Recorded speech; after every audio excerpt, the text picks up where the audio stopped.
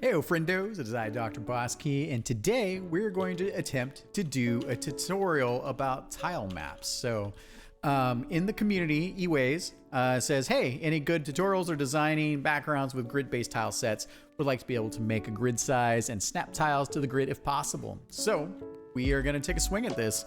It's a pretty deep topic, so I'll try my best. Oh, I don't think I actually showed you that, huh? Yeah, so I'll try my best to show you essentially how to do that. So let's jump into it.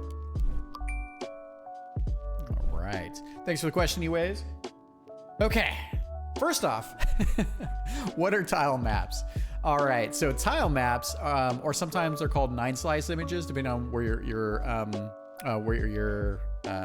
what kind of development you're doing. So often 9-slice images are used for UI. And the basics are you use tile maps so you can break an image up into pieces, and that those pieces have basically fill areas. So you have essentially what we would call end caps. Well, 1 second, let me dig this. Okay, so I went over to Unity 3D. It's basically a good documentation about 9-slicing sprites. So here you can see, if I zoom in on this thing, you can have all my infos. All right, so here if we're looking at this, right? So the reason why you call it a 9-slice is because it's 1, 2, 3, 4, 5, 6, 7, 8, 9. So there are 9 pieces, right? And you can see here, essentially you have the inner area, which is this very nice tiling sprite. You always want your sprites in this particular case, depending on the look, to be tiled. So then when you make them repeat individually, they will match up correctly. So that's a whole other thing, but that's the concept, right? And so in this case, if you want to construct this wall here, you have your end pieces, you have your walls, your top and bottom and left and right, and then your corners, right? And then the inner area is doing the bulk of the work there. So, and I think that's in general the concept for it. Okay, so jumping over here. So as I've been looking around for my own tiles, and I'm not doing sprite based in this case, I found this really great. I'll leave a link in the description. It's called the Sunken Cave Tile Set, and I really like this. This artist is amazing. And unfortunately, I think this is the only tile map set that they've done. I would commission this artist to do a higher resolution version. But anyways, so let's take a quick look, shall we?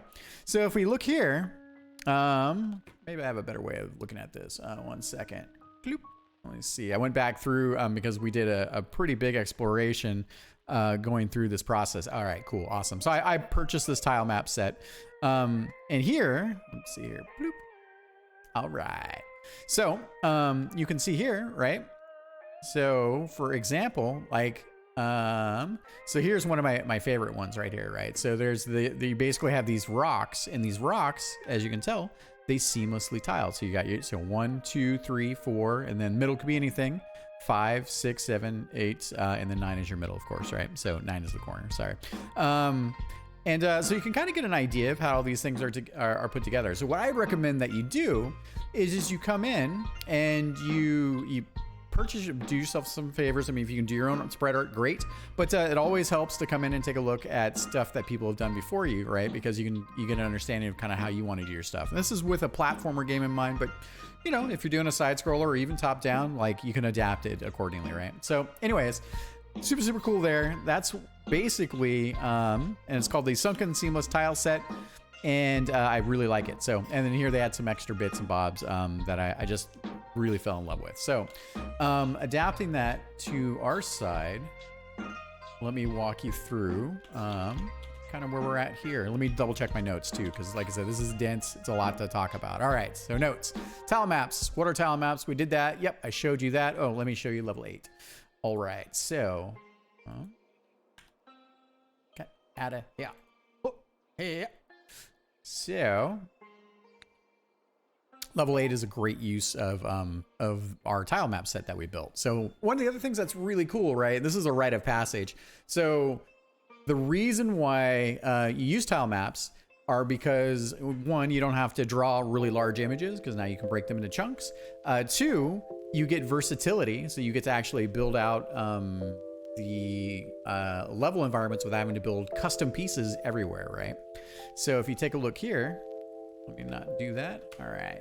So just to give you an example of a level 8 here. So I've got We got all these cool tiles that we set for basically the ground planes, walls, and even here I have good examples of like, you know, essentially where the player comes up through here, they fight some bad dudes, there's some bad dudes, and then they have to do this quick shoot across here, grab a little power up down here, go up to the top, and then enemies spawn from here, and all kinds of good stuff, right? So, and if you take a look at this, these are basically, these are just individual pieces, right? So just as we took a look at, right? So I've got my 9 slice, right? 1, 2, 3, 4, 5, and then 6, 7, 8, and then 9. I know it's a lot, sorry.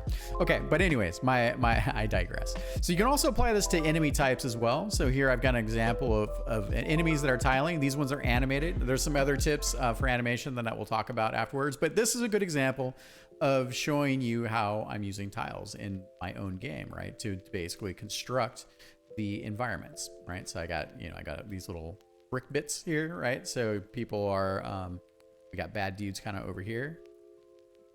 And there you go. See? And so they're sitting there and all that good stuff. All right, cool.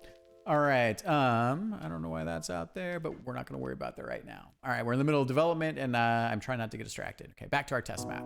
And for the love of God, let's not save the changes we made. Always work in a test map, especially now that you can copy things between maps.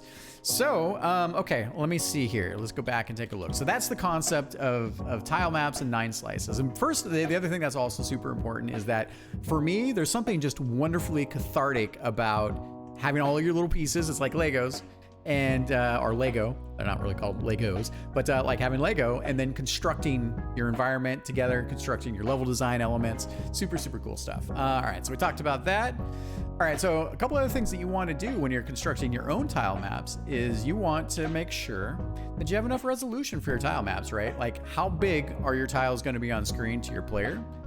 You know, are they supposed to frame in a large world environment? So like for instance, you can see here, like I have the floor, right?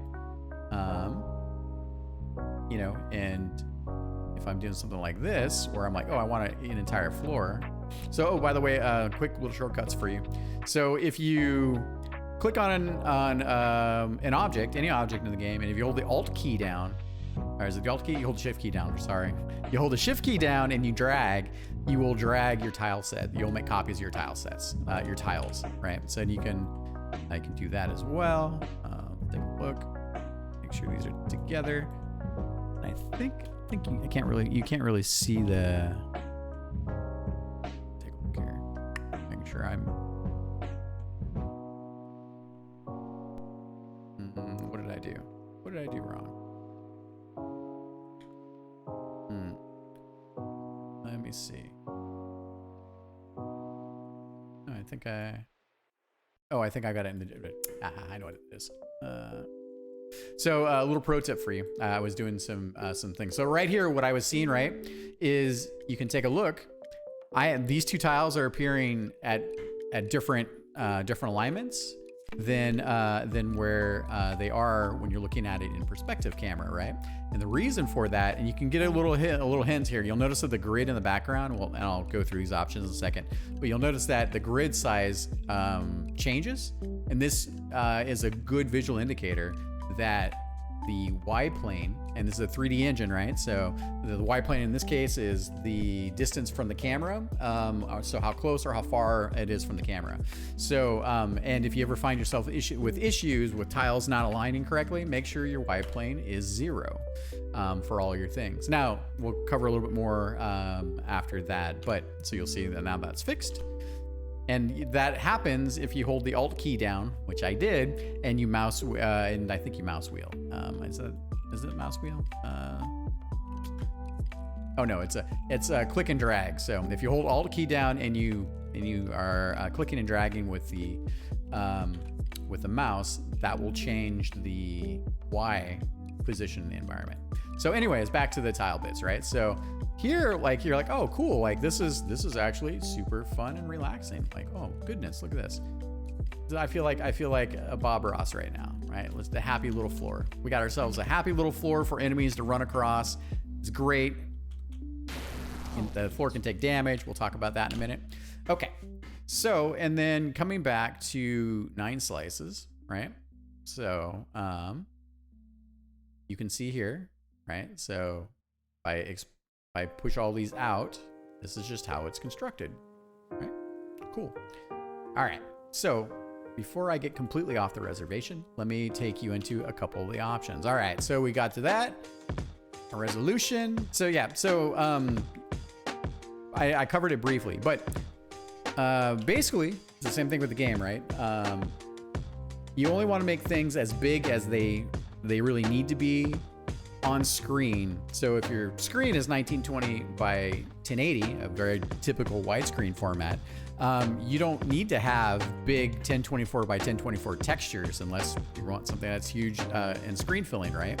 So it's good to think about what the logical resolution is of your, or the logical visibility of what you want on screen, and to try to match your resolution to be the correct size. Because if you get into the space where you start changing the scale individually of objects, which you can, the thing is though, is that now you have a bunch of custom scale values and you can copy and paste now.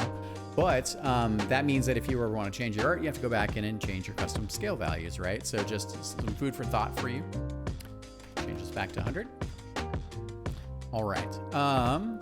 And I think that's the pro tip there. Okay, cool. So now let's go into options. So if you go into preferences, you have a thing called grid and snap, right? And I know, for instance, my tiles are 128 by 128, I believe. Let me double check that real quick. Actually, hang on. So here, what you want to do is you want to show your grid. So enable it. You want to change your grid spacing to ideally whatever your tile map texture is, your tile map sprite, right? So you can be, and generally for me, I typically try to keep sprite assets in power of 2. So they divide nicely, which is nice. And so you can also set the grid spacing to something like 64 by 64, and that will give you more refinement. So you can see each of these little squares. And you'll see that it'll snap between the squares. So that makes it easy to align things, right? So, and you can see here the bigger outlines here. So I snap now on each quarter there. All right, and let me just double check. So go into the background bits here, and if I take a look,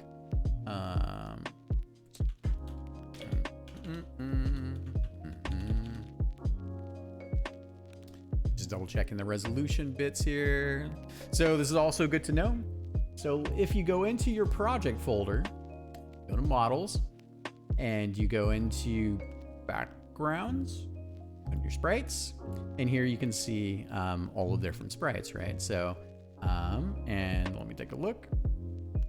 Yeah, so all my tiles are 128 by 128, and that kind of fit for me in terms of how I want to basically sculpt the world, right, for level design. All right, so but what you should know is that when you create your sprites for the background objects, you want to put them into your background folder, backgrounds and sprites folder, right? So something else that's super important about this, and you've got a backgrounds tab here, just separate from enemies, is that you want to make sure your naming convention is something easy to follow, right? So a good example is I have chapter is, this was challenge level 3, and then underscore row tile underscore T1. T1 for me means the first in the tile, followed by, you guessed it, T2 and T3. So there's a bunch of ways you can go about this, but let's see. Okay. A good example. So again, if you're counting 9, so if you're counting 9 slices, right?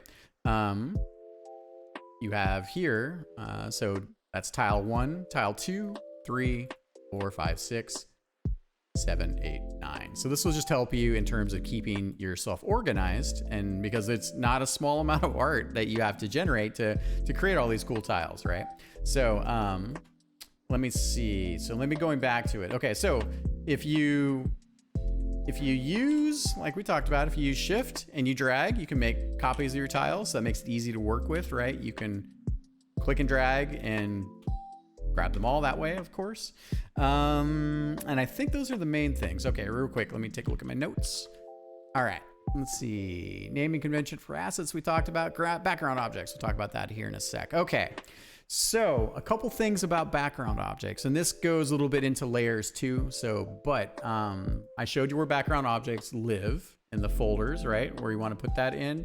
And let's just click on one of these bad boys. Okay, cool. So background objects can cast shadows, which is pretty cool. So this gives you, if you're building, it's not as important for horizontal shmups, but is definitely more important for vertical, because if you have things closer to the camera, you want them to be able to cast shadows. And that's what that option does for you. It routes them into the world, right? I don't generally mess with orientation, but you can if you want. So you can see here, you can change the orientation of your tiles. I leave mine all with it being the first one, so that they're all aligned in the upwards position. So the cool part is you can have animated tiles. It's pretty cool. So if you want to build things into your world where you and you just do these like you would normally a sprite sheet. There's some gotchas with that in terms of dealing with sprites. I won't go into that too deeply at the moment here, but that's what you have there. And then you can set the rendering order as well. And then last but not least, you have collision. So a little pro tip out there. So one of the things I personally like to do, it's not a huge deal, but it's just something that I've come to do in my own games, is I like to set my collisions a little bit in from the actual image, right? So a good example of this, is actually, let me see. Those guys are. I was going to show you. Yeah, I was going to show you that. Let me put those over here. Yeah. Okay. Cool. All right. So not there. All right. Let's try this. All right. So. Those are for other purposes. Okay, so for instance, right, when I'm shooting, I want the bullets to feel like they're actually, and this is just the way my art's set up, right? So, but I want the bullets to feel like they're penetrating the geometry just a little bit, right? So, and if your collision is way out here, then of course, like your bullets are just gonna collide there. So, also just a good rule of thumb for good game design, right, is that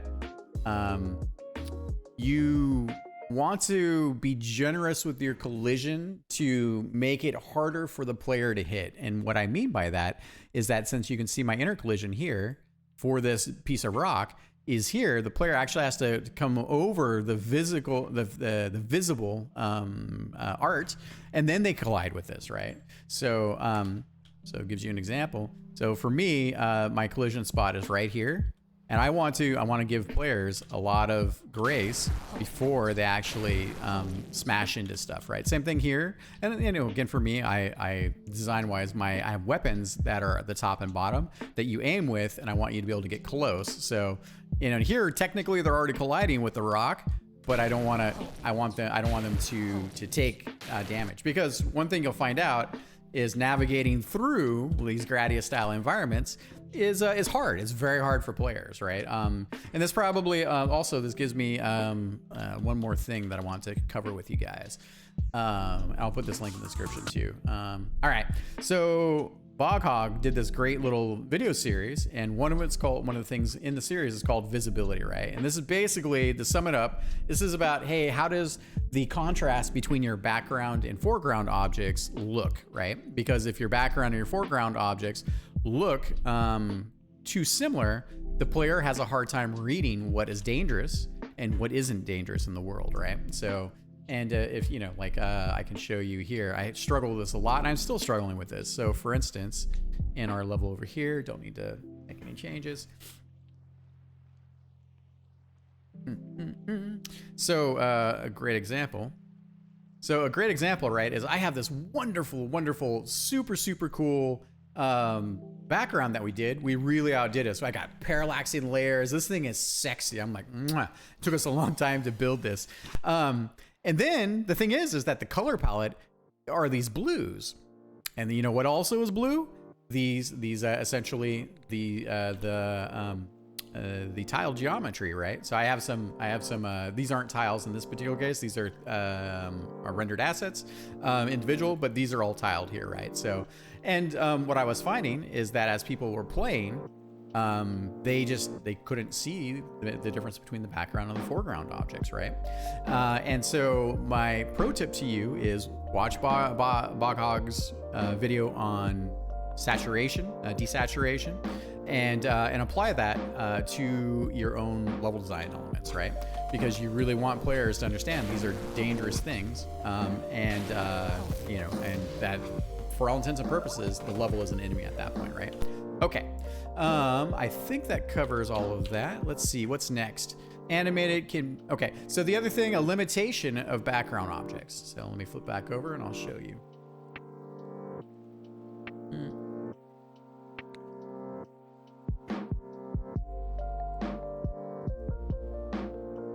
All right, so a lot of times what people want to do is they want to be able to put, they basically want to create their level art, and they want to have your background, your play area, right? The stuff that you have to avoid. And then they want foreground objects, so stuff that's closer to the camera. So a good example of this, right, is, for instance, and this isn't the way I would do this if I were creating a foreground object. I'm just doing this for illustration purposes because, again, the saturation on this particular column is super bright, so it needs to read as an enemy. But if I basically bring these guys into the foreground, I can pass under them, right? So if you go into your layer system, if you don't know layers, don't be too afraid. It's just, it takes a little time to get used to. So in your layer system, I highly recommend that you do a couple things. So one is it's sort of like a stack of pages, right? So the top of the stack, if you think of it from a book, is like looking at the cover. And if you want to look at the inside of the book and you open the cover, you would go down to the next, you'd open the book and that would be your next page. So each one of these layers is essentially a page deeper in the level and the way things are rendered, right? And this gives you the ability to control both. It's nice for visibility purposes, but also gives you the ability to control things like what renders in front of what else. And that brings us to another little pro tip. So let me finish the layers first. So for instance, I have all my background objects here, and I have a background called, or a layer called background that I named. Default is the layer that the player is on. And then I also have some foreground objects. So for instance, that one is a foreground object. And the way I get it to be a foreground object is I put it in a layer manually above the default layer. And that lets me then pass underneath. And you'll see that I'm still taking damage from this thing. So the pro tip, if you want to do columns and things, you definitely, you want to do them more silhouette if they're going to be in the foreground. You'd want to turn off the collision. Otherwise, you're going to create nasty things for the player. Now, maybe you want the player to, I don't know, scrape around the backside. You have options at that point, right? So, okay. And then the other thing, like I said, so that's layers. That's the reason. Oh, so the other thing too, right, is that when you start to get to a big level like mine, for instance, I really needed the ability to turn off everything because you got scripts and enemies and everything else. So for instance, let me just show you here, kind of coming back to here.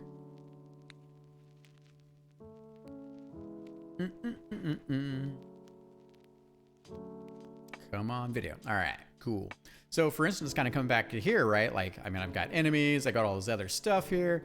And if I go to my layers, I can do things like, oh, I just want to only work on my environment, right? And to work on my environment, I basically then can turn off everything visibility wise. By the way, when you set a visibility, if you toggle this, don't forget to turn them back on, otherwise you'll freak yourself out. The other thing is that in standalone builds, toggled layer visibility doesn't count. All layers are all visible, so don't get too cheeky there, right? But for instance, you could put all of your script objects on a layer, right?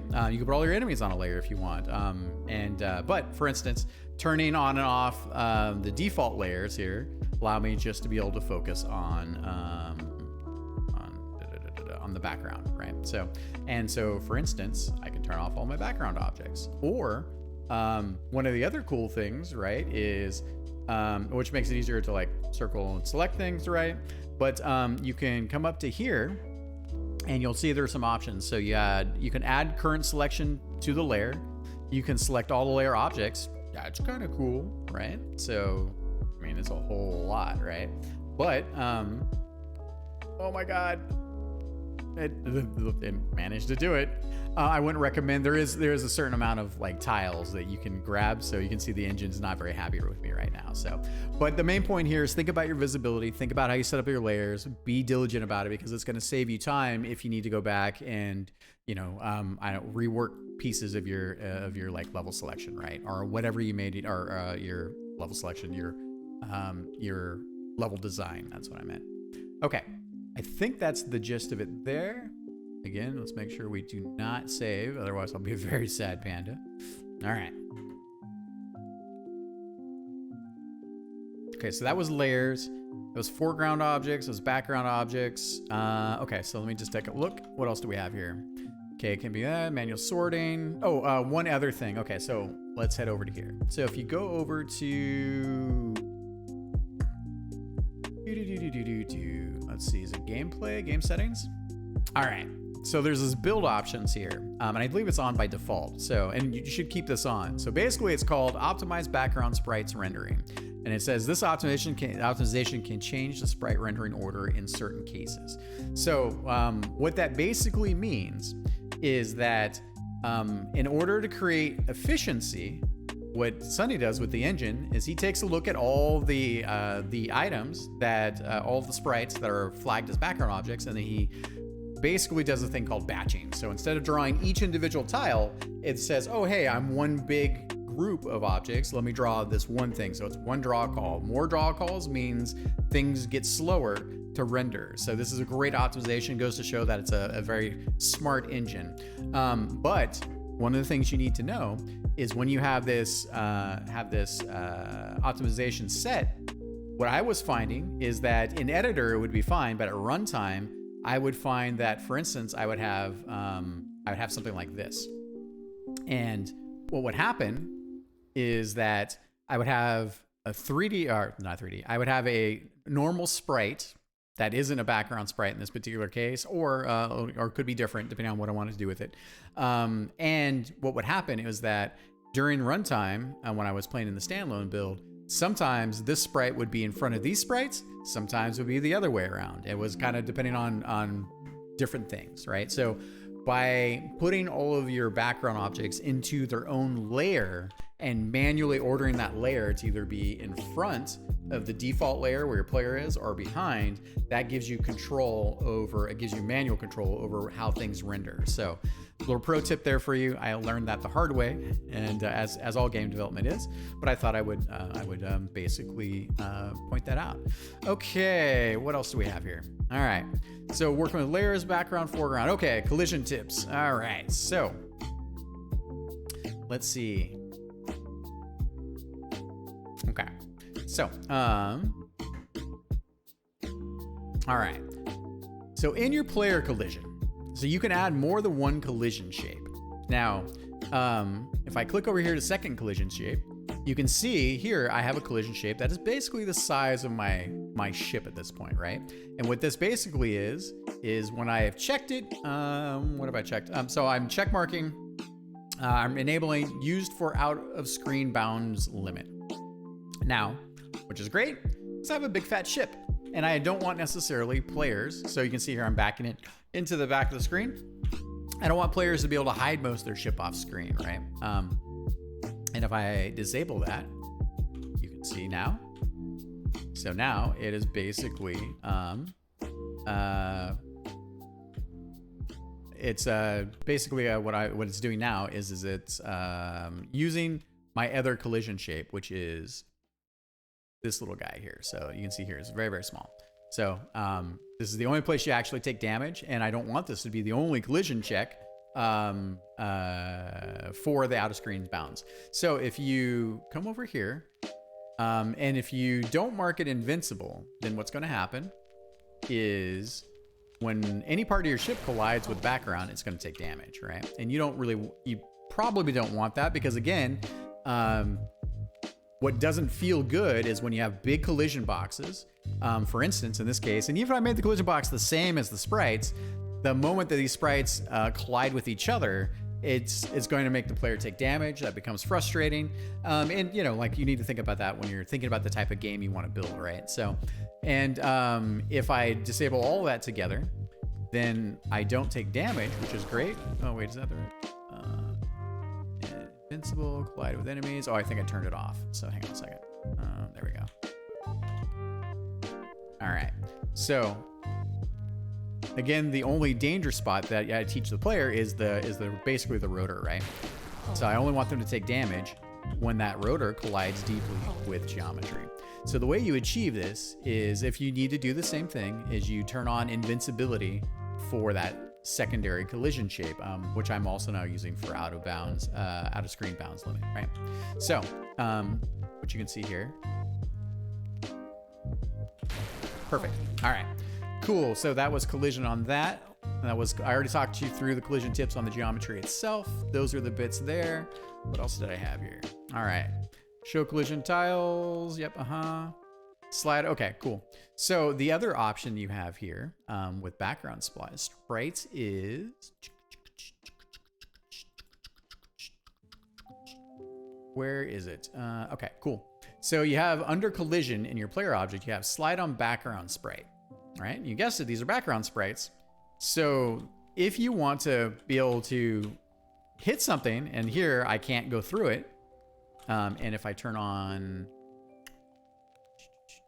little pro tip, sometimes it's just nice to have a little camera at the very beginning of your screen that you can modify the speed for. Sometimes you just want things to be static so you're not always cruising through the world, depending on how you set up your levels. But so now you can see here, click. So now I'm not taking damage from the background objects because I put invulnerability for my collision shape. But the cool part is that is what can happen. Now, if you have, and the collision's gotten way better. I think with the last couple versions of the engine, Sunny has actually cleaned up some bugs there. But if you have shapes that, let's see here, maybe I can just do this. Get down here. Get down over here. All right. So we get this. Just because I'm going to be lazy, I'm just going to rotate this like so.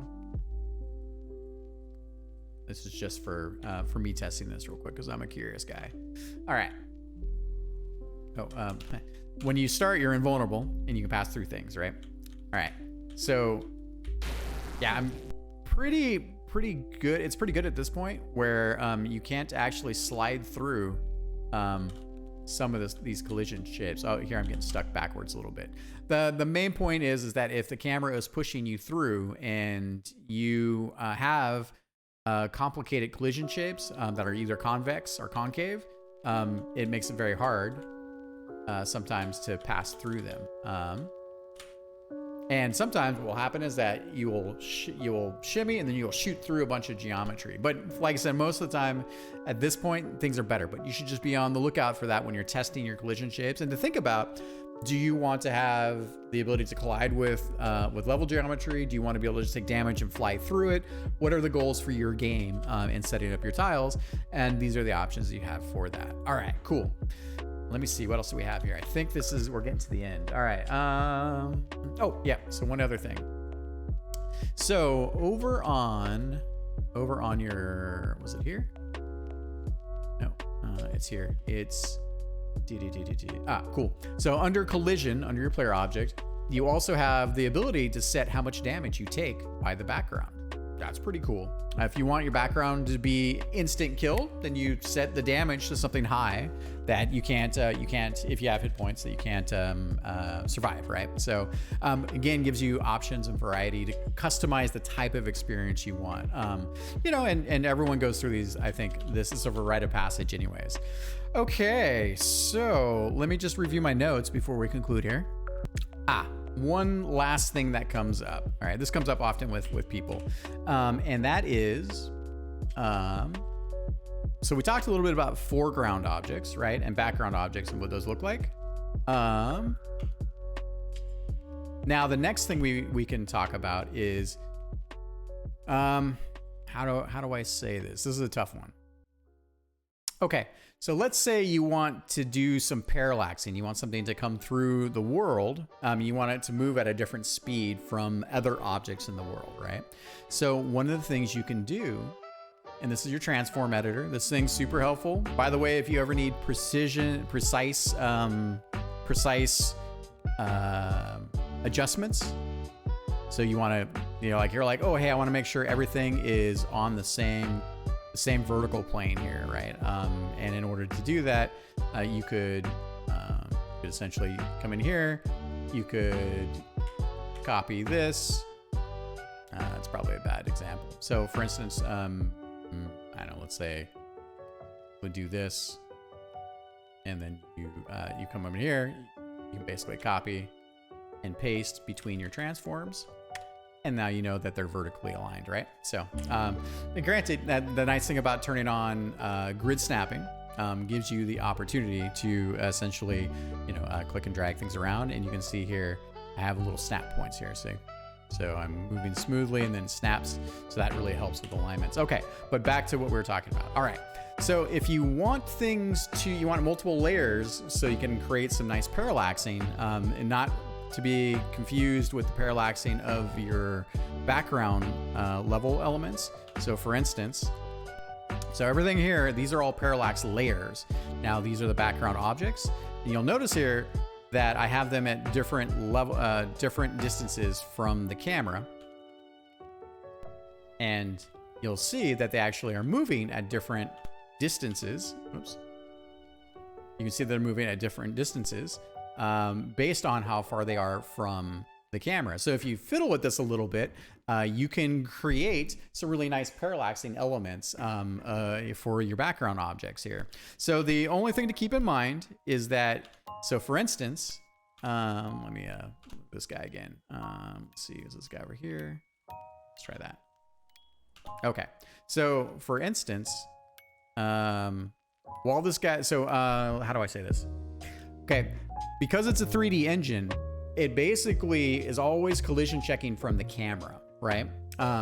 And that means that even though the player, in my case, is on the default layer, and I have background objects on the background layer, and I have, let's see, what did I do on the foreground?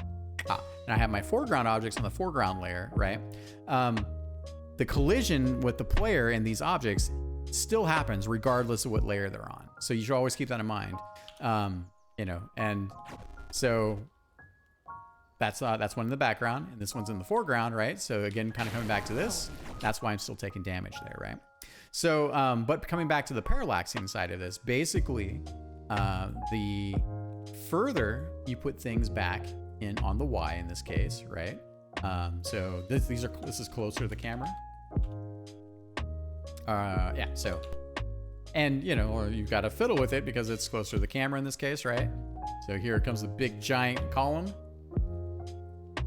But you can see that this moves at a faster rate, closer to the camera, moves faster than further away from the camera. But this gives you basically kind of a poor man's parallaxing effect. And it's a little intense, I know. It's tough to think in these ways, but you'll get there, I promise. It's just a matter of understanding how to work with the tool set. Okay.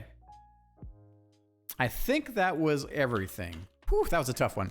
Okay. All right. Well, in that case, if you've gotten this far, thank you very much for making it to this point in the video. If you have any questions or comments, please put them down in the comments section. To the Shmup creator folks out there making great shmups and asking questions and being part of a fantastic community, I salute you. I appreciate you. And until then, we'll see you next time, everybody.